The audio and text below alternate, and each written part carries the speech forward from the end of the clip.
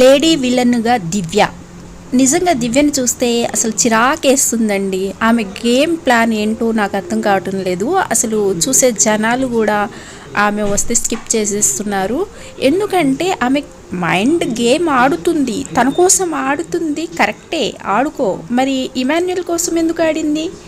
ఆమె cunning game కనిపిస్తుంది కదా, అంటే తనుజ ఎప్పటికీ కెప్టెన్ కావద్దు. ఆమె కాన్సెప్ట్ అంతా తనుజ మీదే, టార్గెట్ తనుజ. ఎందుకంటే ఆమె బయట చూసొచ్చింది, వైల్డ్ కార్డ్గా వచ్చింది కనుక ఆమెకు అన్నీ తెలుసు తనుజకి మంచి ఓట్ పడుతుందని. ఆ ఓట్ని బ్రేక్ చేయాలి అని ఆమె అనుకొని వచ్చి అందరి దగ్గర వాళ్ళ బాండింగ్స్ని కూడా కట్ చేస్తూ వస్తుంది ఒక్కొక్కళ్ళను. భరణి గారి బాండింగ్ ఆమె కట్ చేయడం వల్ల అలా ఆయన బయటికి వెళ్ళిపోయారు, మళ్ళీ వచ్చారనుకోండి. అయితే ఇక్కడ కళ్యాణ్ని కూడా మ్యానిపులేట్ చేస్తుంది. తనుజ కంటే నేనే మంచిదాన్ని అనే పోర్ట్రేట్ అయ్యేటట్టుగా చూసుకుంటుంది. కళ్యాణ్ని కూడా గ్రిప్లో పెట్టుకుంది, ఇమాన్యుల్ని గ్రిప్లో పెట్టుకుంది, ఇక హౌస్లో ఉన్న వాళ్ళందరినీ గ్రిప్లో పెట్టుకొని గేమ్ ఆడిస్తుంది ఈ పిల్ల. అసలు ఈమె ఏజ్ 23 అండి, కేవలం 23నే. కానీ కన్నింగ్ ఫెల్లో, కన్నింగ్. అసలు ఈ జనరేషన్లో ఇలా ఉండరు ఎవరు నేను అనుకుంటున్నాను. ఎందుకంటే ఎవరన్నా బాధపడుతుంటే ఎవరికైనా అసలు చూడలేరు, ఎవరికైనా బాధ కలుగుతుంది వాళ్ళకు కూడా. అలాంటిది అమ్మాయి ఇమాన్యుల్ గెలవంగానే వెళ్ళి అతనికి కంగ్రాట్స్ చెప్పి నవ్వుతూ ఉంది. ఆ తర్వాత వెళ్ళి తొందరగా కిచెన్లోకి వెళ్ళి ఆలు ఫ్రై చేసుకొని అన్నం పెట్టుకొని హ్యాపీగా తింటుందండి. ఆ అమ్మాయి ఏడుస్తుంటే ఏడవాలా దీనికి కూడా ప్రతిదానికి అనుకుంటా. అసలు ఓడిపోతే అంటే 5 వారాల నుంచి చివరి దాకా వస్తుంది, లాస్ట్లో వెళ్ళిపోయింది. ఆమె ఎమోషనల్ అయింది అక్కడ. కానీ దాన్ని అలా తీసి పారేయొద్దు. ఆమె కూడా ఒక్కొక్కసారి ఎమోషనల్ అవుతుంది.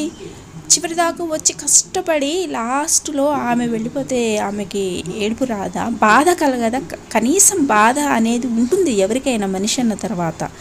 కానీ ఈ అమ్మాయి అలా తీసుకోవట్లేదు. ఆ అమ్మాయి మీద పర్సనల్గా గర్డ్స్ పెట్టుకొని ఏంటది అసలు టార్గెట్ చేయడం ఏంటి?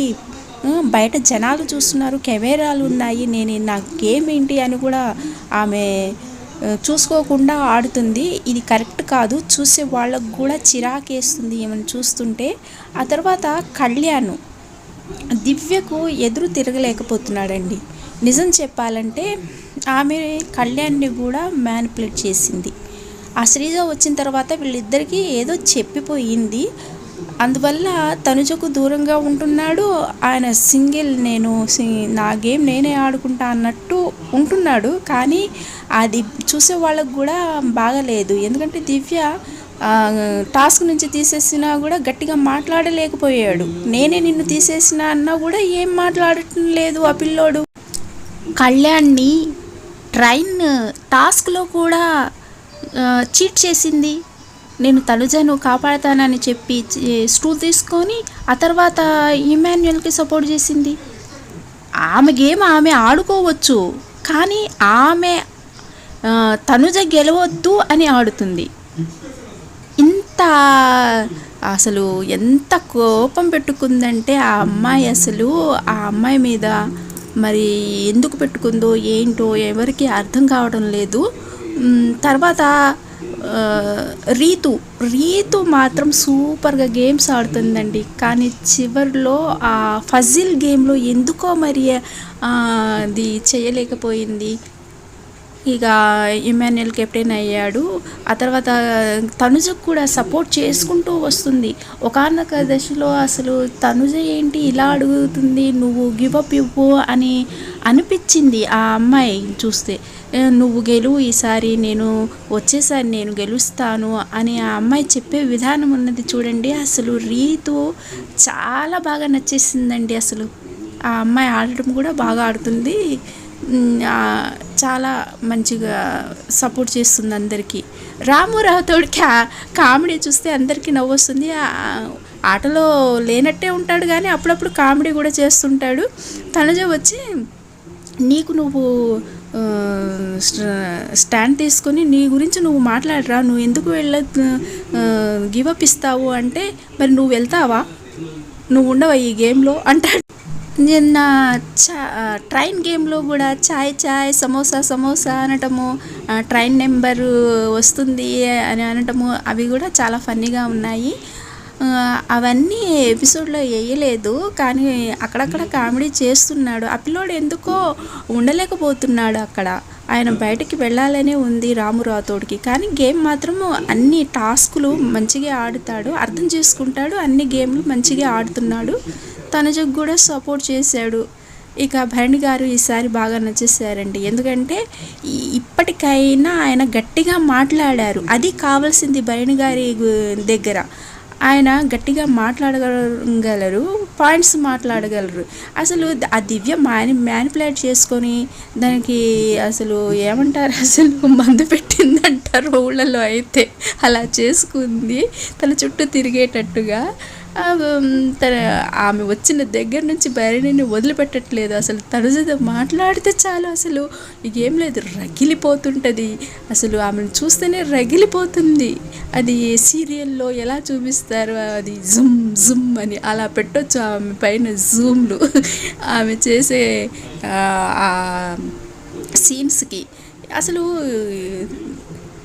ఏమైందంటే టాస్క్ తనుజను తీసేసిన తర్వాత తనుజ అంటది, నువ్వు భరణి గారిని తీయడం వల్లే నన్ను నామినేట్ చేసావు, ఓకే, ఇక్కడ కూడా నన్ను తీసేస్తున్నావు, నేనేం చేశానని భరణి గారిని మాట్లాడొద్దన్నానా, ఏం చేశాను అని ఆ అమ్మాయి ఏడుస్తూ వెళ్తూ ఉంటుంది, జనాలు చూస్తున్నారు అని. అప్పుడు దివ్య అంటుంది, ఇప్పటికైనా స్టాండ్ తీసుకోండి, మీ పేరు చెప్తుంది అని గట్టిగా అరుస్తుంది. అసలు అంతమందిలో అంత పెద్ద మనిషిని పట్టుకొని అందరి ముందు అలా అరుస్తుంది అసలు.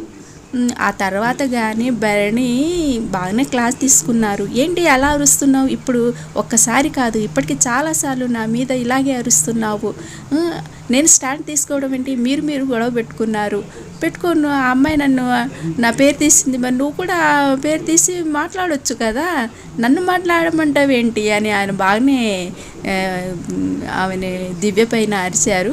ఆ తర్వాత వెళ్ళి కామ్గా వెళ్ళి పండుకొని నేను భరణి గారితో మాట్లాడను అని పండుకుంది. అయినా ఈమె ఏంటో అసలు భరణి గారు తనుజతో మాట్లాడితే అస్సలు నచ్చదు ఈమెకు. అసలు ఇప్పుడు భార్యాభర్తలు ఉంటారు, భర్త ఎవరితోనైనా ఆడపిల్లలతో మాట్లాడితే ఎట్లా నచ్చదో అసలు అలా అనిపిస్తుంది ఆ అమ్మాయికి. చూస్తుంటే మొత్తము కన్నింగ్ గేము, ఆమె ఏజ్ ఏంటి, ఆమె ఎందుకో భరణి గారిని అలా చేస్తుంది, అది ఎవరికి అర్థం కావట్లేదు అసలు ఆ అమ్మాయి గేమ్ ప్లాన్ ఏంటో. అసలు ఏంటంటే మ్యాన్ పవర్ని కూడా తీసేశారు గేమ్ నుంచి. ఈ వీక్ అంతా అసలు స్ట్రాంగ్ ఉన్న కంటెస్టెంట్స్ ఎవ్వరూ ఆడలేకపోయారు, కంటెంట్ కూడా ఎవరు ఇవ్వట్లేదు. ఇమాన్యుల్ కూడా ఏం కామెడీ చేయట్లేదు అసలు 2-3 వారాల నుంచి. తనుజతో ఉన్నప్పుడు చాలా మంచి కామెడీ వచ్చింది, ఇప్పుడు అస్సలు రావడం లేదు.